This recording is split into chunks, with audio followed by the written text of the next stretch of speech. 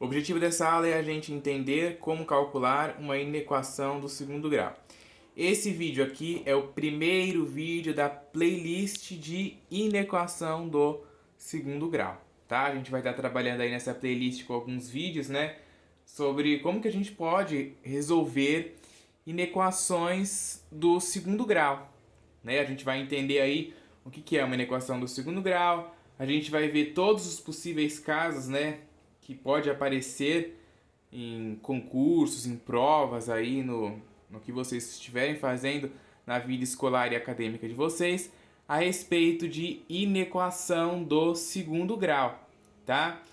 Já temos a playlist sobre inequação do primeiro grau, né? Se você não sabe, não entendeu, não lembra inequação do primeiro, temos a playlist aqui de inequação do primeiro grau, tá? Mas aqui a gente vai trabalhar a inequação do segundo grau, propriamente dita, tá? E como eu sempre costumo falar também, a gente vai ter que lembrar lá dos conceitos que a gente viu em função do segundo grau, para a gente poder entender bem, né, e trabalhar aí a inequação do segundo grau. A gente vai lembrar alguns conceitos que a gente estudou em função. Então, assim, se você não sabe, não aprendeu, não se lembra aí função do segundo grau, tem também aqui no meu canal a playlist de função do segundo grau. Sugiro que você assista, né, antes de vir aqui para a inequação do segundo grau. Essas coisas, ela é dada em sequência, né? A gente começa dando lá a equação do segundo grau, aí vem a função do segundo grau, aí a inequação do segundo grau, ok? Então, estudamos anteriormente que resolver uma inequação é determinar os valores de x que tornem a desigualdade verdadeira, ou seja, é obter o conjunto solução da inequação. Né? Quando a gente resolve uma inequação, a gente busca números que satisfaçam aquela desigualdade apresentada. A gente busca números que, quando você substitui na desigualdade, a desigualdade é satisfeita. Né? É para isso que a gente resolve uma inequação. E esses números que satisfazem a desigualdade é chamado de conjunto solução, tá? Chamado aí, ó, de conjunto solução da inequação, que a gente já trabalhou, já viu, né, o conjunto solução, né, a solução da inequação do primeiro grau. Né? Ela é dada lá na notação de conjunto, na notação de intervalo ou também na notação da reta real, né, a que você preferir. Então, ó, na inequação do segundo grau, resolvemos por meio do estudo do sinal da função quadrática que corresponde àquela inequação do segundo grau.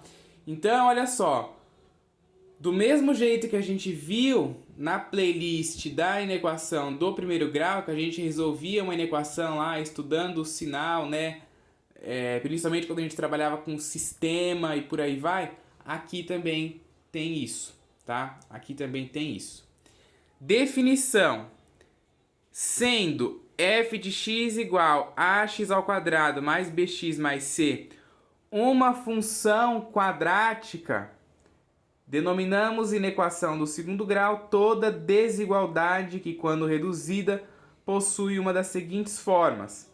Olha só, eu tentei colocar aqui todos os possíveis casos, né, que pode aparecer aí da inequação do segundo grau. A gente pode ter uma coisa desse tipo aqui, né, ó, x ao quadrado mais 4x menos 1/3 menor que zero. Como que eu sei que isso daqui é uma inequação do segundo grau? Duas formas. Primeiro, você vê aqui que o maior expoente é 2, né? E isso aqui é desta forma aqui, ó, ax ao quadrado mais bx mais c, onde o coeficiente a é o coeficiente que acompanha o x ao quadrado, o b é o coeficiente que acompanha o x e o c é o independente. E acontece isso aqui, né, ó. A gente tem o coeficiente que acompanha o x ao quadrado, que quando não tem nada vale 1. A gente tem o coeficiente que acompanha o x, que é 4. E a gente tem o coeficiente, ó, do termo independente, que é o menos 1/3, tá? Lembrando que tem que tomar cuidado com os sinais, né, ó, os sinais aqui, o coeficiente sempre acompanha o sinal. Então o coeficiente aqui é 4. Se fosse um menos, o coeficiente seria menos 4, tá? E a desigualdade que a gente tem aqui, ó, é o sinal de menor. X² mais 4x menos 1/3 menor que zero. Já na inequação aqui de baixo, ó, a gente tem uma inequação incompleta, né? Porque a gente não tem o valor do b, que é o coeficiente que acompanha o x, ó. Nessa equação não tem. Tem só o do segundo grau e o que não acompanha nada, certo? Então, ó, menos x² mais 4 maior ou igual a zero. E aí, ó, pode aparecer fração, tranquilo, não tem problema nenhum, né? Pode ser sinal de menor, menor ou igual, maior, maior ou igual, tá? Não tem que esquentar a cabeça com isso. Nessa daqui, ó, 2x menos 5 maior que x² menos 5. Também acontece isso, né? Ó, da inequação do segundo grau ter os termos dos dois lados. Aí a gente tem que arrumar isso daqui para poder resolver, né? E por aí vai. Temos também aqui, ó, fração no termo elevado ao quadrado, né? Ó, x² sobre 4 mais 3x mais 10 menor ou igual a 3. Lembrando que aqui também, assim como na inequação do primeiro grau, quando a gente vai resolver, é interessante que sempre tenha zero desse lado, né? Então, essa daqui, por exemplo, a gente vai ter que arrumar e por aí vai, né? Para fazer aparecer um zero do lado direito, tá? Igual essa daqui, né? Ó, x² sobre 4 mais 3x mais 10 menor ou igual a 3. Aqui, ó, x² menos 3x mais 1 maior ou igual a zero. Né, ó, também aqui uma inequação completa, né, ó, onde já está fácil da gente resolver. Aqui a gente só ia estudar o sinal e por aí vai.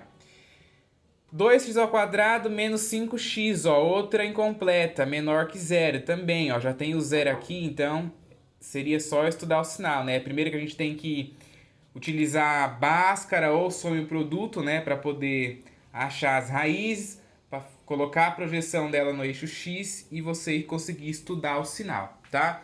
A gente determina o conjunto verdade, né, ou a solução, o conjunto solução dessas inequações, estudando o sinal da função correspondente, né? Então, a gente vai chamar isso daqui, ó, de uma função, por exemplo, a função f, né? F de x é igual a x² menos 3x mais 1.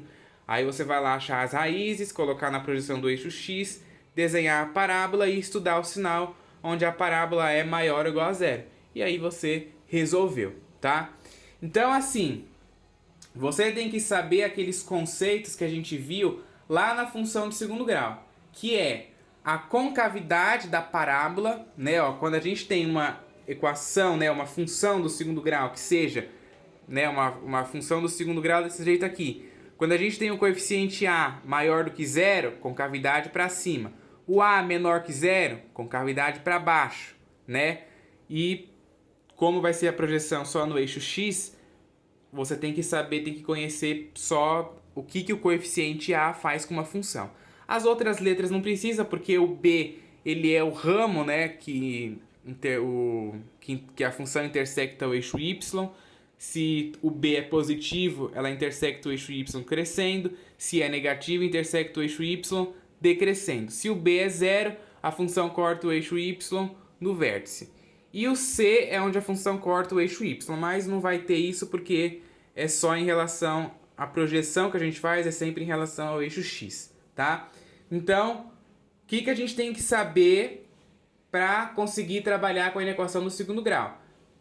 Desenhar a parábola, né? Saber a concavidade da parábola e saber achar as raízes. E aí você lembrar de como que estuda o sinal da função do segundo grau. Se você não sabe como que estuda o sinal da função do segundo grau, entra aí na minha playlist, tá lá, vai lá na aba de playlist, aí tem lá, função do segundo grau.